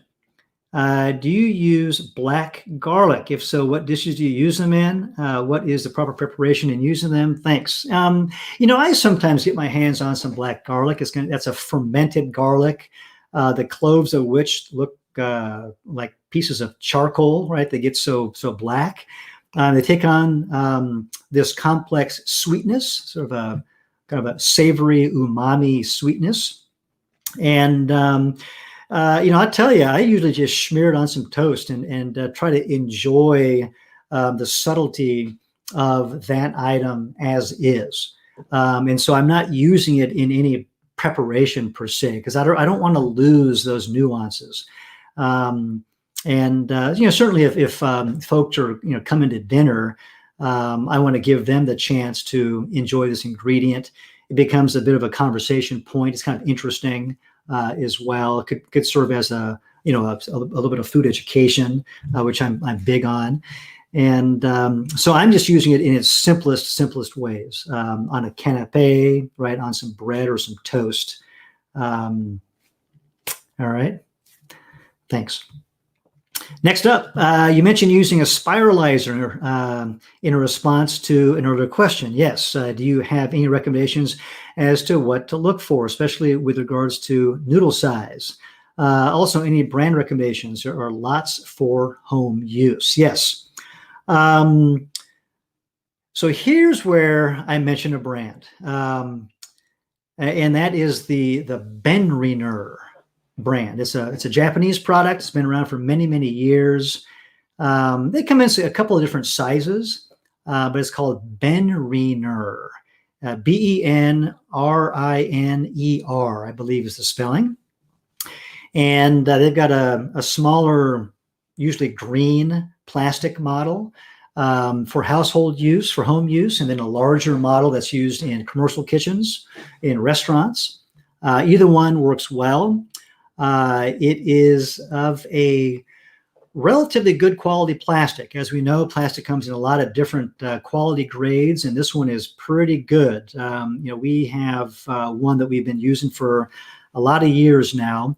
I have used them in restaurants as well, on a nearly daily basis. Do keep in mind, though, that as you're spiralizing, it requires some downward pressure as well. Don't push down too much, because as you start to flex that plastic, you'll start to develop some stress fractures, and that's how they break. But if you can use it gently, they will last for many years. And that particular home model, the green colored model, has these different blade fittings that will get you at least 3 different widths of ribbons or spiral cuts, not to mention just the plain cutting blade, the flat cutting blade at the base, which can get you these big, long, thick ribbons. So I guess that's at least 4 different cuts out of that particular machine. Okay, thank you. Next up. All right, I'm finishing up the Forks Over Knives course. Completed another nationally recognized whole food plant-based course, and now want to turn my passion for whole food plant-based living into a biz. Okay, personal chef, demos, concierge, training. Any suggestions, resources? Need help figuring monetization? Okay, you know, where I like to start on these sort of biz dev questions is to recommend a business plan. And a business plan, will walk you through so many different categories of your proposed small business that it forces you to think deeper, to understand each category, to flesh out, these sort of introductory ideas, to find problem areas, to solve those problems on paper, to figure out dead ends, and then back out of that and find a more successful path, with no resistance. And so putting together a business plan, right, will help you fine tune your concept, your food concept, whether it focuses on providing a service or providing education or something else. It'll help you identify your potential market, and it'll look at marketing strategies, how you might reach out to those markets, both online as well as other traditional methods might be important to you these days. And of course, budgeting around labor, around food costs, as well as overhead expenses, and just how you might carry out, right, this concept of yours. Now, in terms of the personal chef world, I recommend doing a search online. And I'm familiar with at least 3 professional organizations that cater to the personal chef. And these are organizations that you can join. There are membership dues. They also offer their own certifications so that you have some more ways to market yourself in that particular space. And they typically also help with networking as well. And so take a look at those professional organizations specific to the personal chef world. And then otherwise, take a look at who's doing what in your area around concierge service or, any cooking demos. There in most medium to large size cities, there's a lot going on. And, many of these pay a little bit. Maybe it's $100 or $300 per gig, but you might only get a couple of gigs from a particular organization in a year. So you need to end up stacking up a long list of relationships, and you'll end up traveling about to do these different events. And then, of course, there's other trade shows and other professional means to get the word out within your given space, right, of doing food. And so, as you develop your concept, I think more of these ideas, more of these resources will come to mind. And so take a look at a business plan. I always recommend looking at the website of the organization called SCORE, SCORE. I think it's score.org.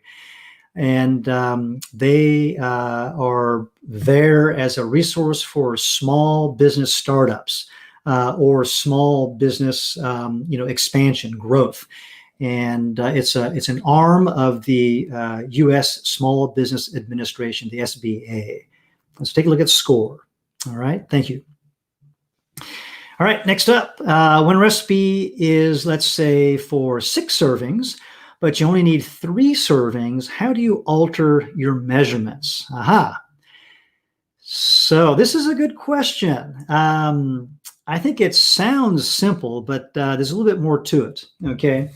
So let me begin by saying that if you want to move from 6 servings to 3, you would divide by 2, okay? Now, again, having said that, let me go ahead and add to this, okay? If it's a small change in recipe serving size from, let's say, 6 to 3, okay, or even 6 to 12, there's probably not a whole lot you need to do, okay? However, always adjust seasoning by taste, okay, rather than by formula, okay?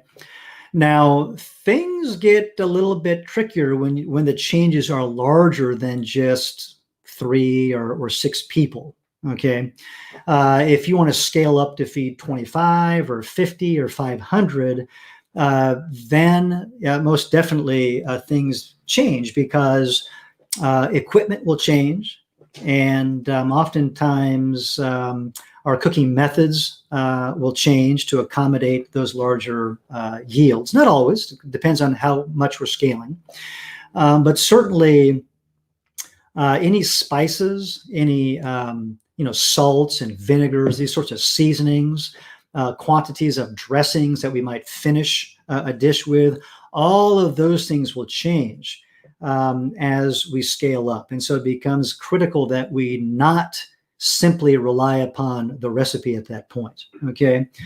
I'm going to give you a couple of suggestions here. There are, let's see, here's a book I've got. This is a book on parties. Okay, the author is Denise Vivaldo, and I'll show you an example here. A lot of different menu theme suggestions here, but also the way that it's formatted. You can see on the top here, it gives you sample recipes depending upon the number of people you want to serve. And so this is a pretty convenient place to start, okay? There is another book available, and it is called something like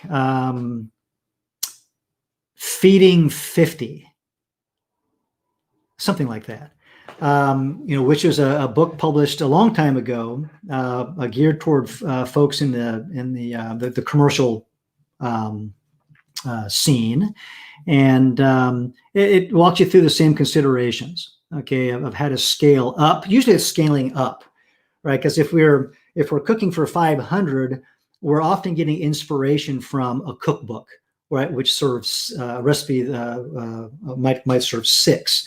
And as you start to move up to feed, 15 and 50 and 150, be very careful. Take a lot of notes along the way, and consider each opportunity as sort of a testing grounds of sorts. As you move toward those desired results. My feedback to you at this point from this distance can only be very general. If you have specific questions for your situation, such as the type of equipment you have access to, the storage space, refrigerated storage space or not, right, that you have access to, the complexity of the menu, the style of the cooking, the types of ingredients you're going to be accessing, not to mention the other aspects of the menu. Is it a cocktail party? Is it a plated dinner? Is it a buffet or something else? All of these things sort of play a role in how we might scale up the food. Okay, but an excellent question that you asked there, and certainly again, contact us with specific questions that I might be able to help you with. All right, thank you. All right, next up. After freezing, they're not cooked. Frozen after dough is proofed. Pizza bases. Okay, so after freezing pizza bases, okay, so flat breads, So they're not cooked. Okay, so they're just frozen dough. Gotcha. Okay. One side that is not in contact with the container seems to develop a rough texture, even though the container is tightly sealed. Is there any way to avoid this? Wow.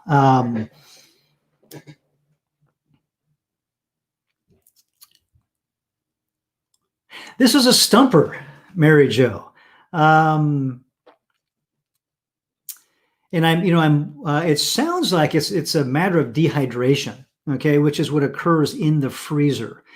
And this is certainly true of any food in the freezer, and more so with high moisture content foods, which a dough is, generally speaking. And the way that we avoid this is to par cook or to par bake the flatbread. Okay, and this is now as we compare this scenario with a store-bought product. Okay, you're going to find that a store-bought dough, a pizza base or flatbread that has not been cooked, most definitely has conditioners and other additives to it that will stabilize the product. And it's probably been packaged in a way that really limits contact with air and therefore moisture loss. So, if you want to produce a clean item at home, we need to do things differently. And so one is either to put up with some of these shortcomings, like what I'm perceiving to be the drying of the surface, or we need to par cook, right, or par bake the product, and then we can store them in the freezer. Okay, and in the case of pizza dough or flatbread, your par baking is going to be very, very short, right? You just want to stabilize that outer edge of the dough. And then you can hold that in the freezer for again, in the same way that you have been in an airtight container. And then we can finish that baking in either a stovetop, right, on a griddle or in a saute pan, or in the oven, your choice. But the results can be very, very good. In fact, if you do it carefully, the results may not be any different than cooking a fresh batch of dough. Okay, it just takes some testing, some trial and error to get the timing down. So we're maintaining maximum moisture in that par cooked bread while sealing that outer surface so it doesn't develop a crust. We've already developed it through the baking process. So we're maintaining control in our realm. Okay, so give that a try and see how the results are. Thank you. All right, next up, do you have suggestions on where to find miso? What are the logical sections it might be in? Should major supermarket chains have it, or does it require a specialty store? First of all, miso is a refrigerated product, and trying to think here. I'm usually going to an Asian grocery store, a Korean grocery store, a Japanese grocery store, a Chinese grocery store. In my neck of the woods here, I can also find miso at the restaurant grocery supply store that I shop at. And so, as far as other mainstream stores, I think places like Whole Foods definitely carries miso, as well as some of these other sort of healthful leaning chains like Natural Grocers, right? A Colorado-based company, but they have some broader presence. But it's refrigerated, and just ask at the store there. All right, thank you.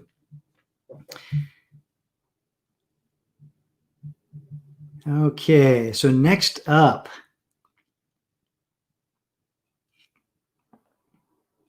I'm trying to use more my Vita Clay.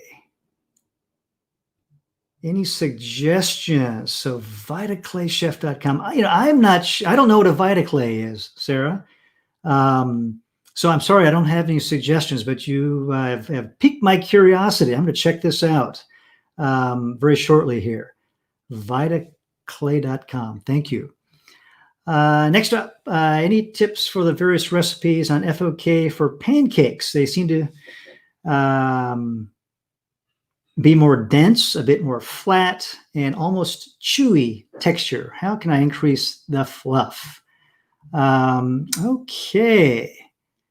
So the characteristics you describe here, Patricia, dense, flat, chewy, are all classic symptoms of over mixing the batter. Okay, and so in a traditional pancake recipe that uses wheat flour, right? So we've got gluten in the flour, and as we bring together the wet and dry ingredients, we need to do so gently and just enough for those components to combine, and then we're done. Okay, if there's really any additional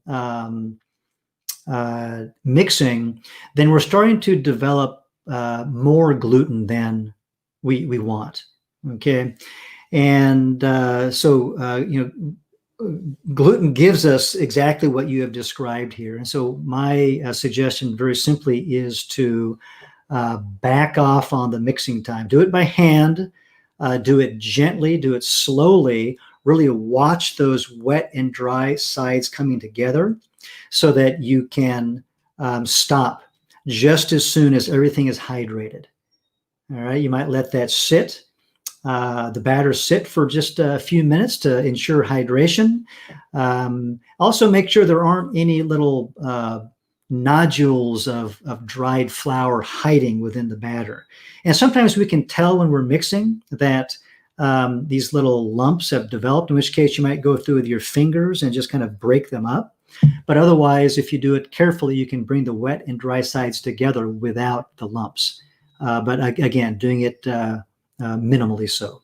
Okay, thank you. Let's see, I've made berry spice blend, which contains freshly roasted garlic.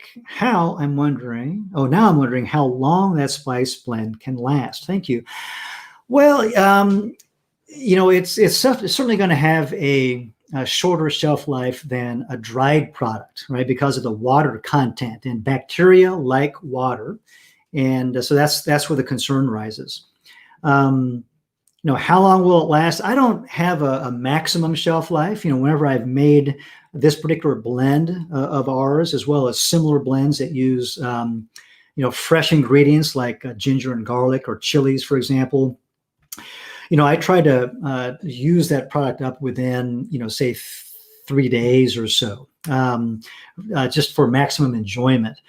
There are ingredients like garlic that really change in flavor after it sits around a few days. I guess it's an oxidative sort of a process, but there are some bigger flavor shifts that take place. And even if it's not spoiled, right, it just kind of changes flavor such that it doesn't taste as fresh. So you get to gauge in there, the batch size that you make and the usage rate. Now you can always freeze the product, right, in smaller batches and then use it as time goes on. But there again, try to use it up as quickly as you can, because in the freezer, things can continue to dry out. Flavors do shift a little bit. So don't make too much. Okay, thank you. And the next one, last question from Juliana. I am a novice home cook. Can you recommend an outdoor grill, charcoal versus gas, etc.? Oh, wow. Okay. I'm not married to any particular technology. I think there are some pluses and minuses, right, that are associated with each technology, whether it's charcoal or gas, or it could be a pellet type grill as well. They range from convenience to smoky flavors, more or less. So, I think, all of us grill because we associate smoky flavors with grilling. And, with a gas grill, arguably we get the least amount of that smokiness. There are ways very often to augment the flavor by adding some wood or charcoal to that environment. And then, as we move down that spectrum toward pellet grills, we get more smoke, more of that natural flavor. You can, just like with a real wood or charcoal sort of a fire, you can choose your flavoring with the pellets because they're made from different types of wood as well. And we can move into charcoals and then wood itself, right, depending on one's preference. And some of these things become in some places a little more difficult or more expensive to access. That's going to be one consideration for you, depending on how finicky you want to get about the charcoal or the flavor of the wood that you use. The other thing to consider is going to be size, right, of the grill, and the grills are measured by square inch of cooking surface. And I see a lot of folks that they buy a huge grill, and you end up using really about half of it, and it's overkill. And so think about that, right, in terms of being practical. There's a space consideration for a lot of us. There's a budget consideration, I realize, for a lot of us as well, that go into this process. There are certainly a lot of resources out there that have more in-depth discussions and comparisons of not only these technologies I'm referring to, but also brands of grills themselves. And so you might take a look at some of these resources and make your decision based upon that much deeper information. All right. Thank you very much. And this brings us to the end of today's open office hours. And I want to thank you all for joining me today in this discussion of all things food. And I look forward to seeing you again very soon to field your questions. In the meantime, happy cooking. Thank you very much. Bye-bye.